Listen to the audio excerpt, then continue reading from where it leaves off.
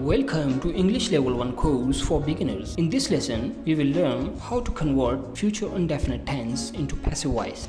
इस लेसन में हम फ्यूचर इंडेफिनिट टेंस के बारे में पढ़ेंगे कि इसे पैसिव वॉइस में तब्दील करते वक्त कौन कौन सी तब्दीलियां रूनुमा होती हैं। इससे पहले मैं जनरल रूल्स आपको रिमाइंड करवाता चलूँ कि एक्टिव वॉइस में के सब्जेक्ट और ऑब्जेक्ट को पैसिव वॉइस के ऑब्जेक्ट और सब्जेक्ट में तब्दील कर दिया जाता है। पैसिव वॉइस में वर्ब की थर्ड फॉर्म इस्तेमाल होती है और पैसिव वॉइस में ऑब्जेक्ट से पहले बाय का इस्तेमाल किया जाता है और फ्यूचर इंडेफिनिट में विल बी और शैल बी को एज अ हेल्पिंग वर्ब इस्तेमाल करते हैं। पैसिव वॉइस में अमूमन विल बी का ही इस्तेमाल किया जाता है। तो आइए सेंटेंसेस को स्टडी करते हैं।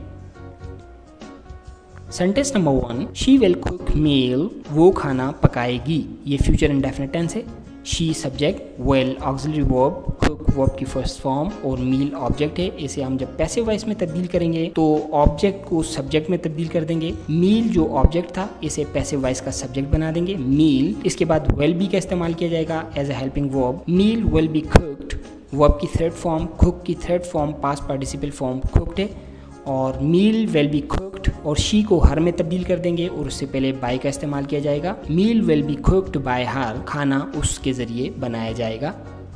Sentence number 2, you will write a letter, तुम एक खत लिखोगे। You subject, will auxiliary verb, write verb की फर्स्ट फॉर्म और अ लेटर जो है ऑब्जेक्ट है। इसे जब हम पैसिव वॉइस में तब्दील करेंगे तो a letter will be written by you, a letter subject, will be as a helping verb, write की थर्ड फॉर्म रिटन और यू जो है वो यू ही रहेगा और उससे पहले बाय का इस्तेमाल करेंगे। A letter will be written by you. Sentence number 3, they will plan a picnic, वो पिकनिक प्लान करेंगे। They subject, will helping verb, plan verb, a picnic object है।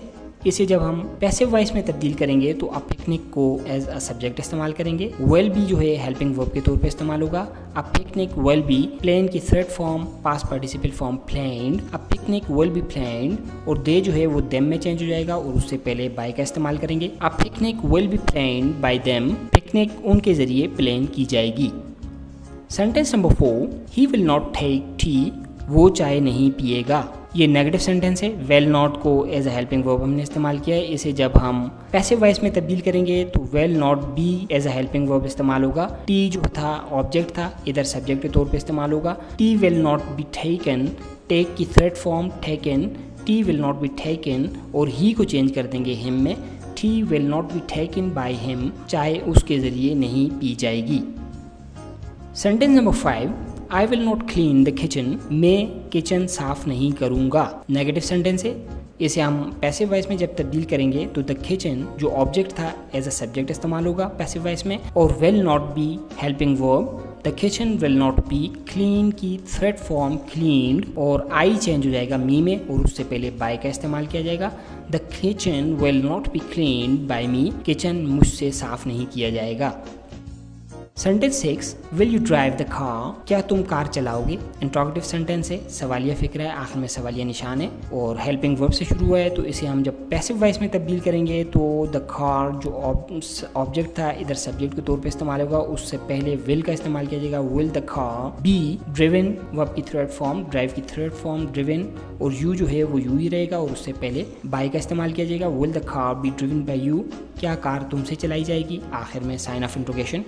Sentence number 7, will they play hockey, play के spelling ठीक कर लें, PLAY, will they play hockey, क्या वो hockey खेलेंगे। इंट्रोगेटिव सेंटेंस है। इसे जब हम पैसिव वॉइस में तब्दील करेंगे तो हॉकी को एज अ सब्जेक्ट इस्तेमाल करेंगे और इससे पहले विल का इस्तेमाल किया जाएगा। Will hockey be played, play की third form will hockey be played और दे जो है वो चेंज होएगा देम में और उससे पहले बाय का इस्तेमाल करेंगे। Will hockey be played by them, क्या हॉकी उनसे खेली जाएगी और आखिर में सवालिया निशान। तो आज हमने फ्यूचर इंडेफिनिट के बारे में पढ़ा, एफॉर्मेटिव, नेगेटिव और इंट्रोगेटिव सेंटेंसेस को स्टडी किया। आप इस वीडियो को दोबारा देखें ताकि आपको ये सबक अच्छी तरह समझ आ जाए। So thank you very much.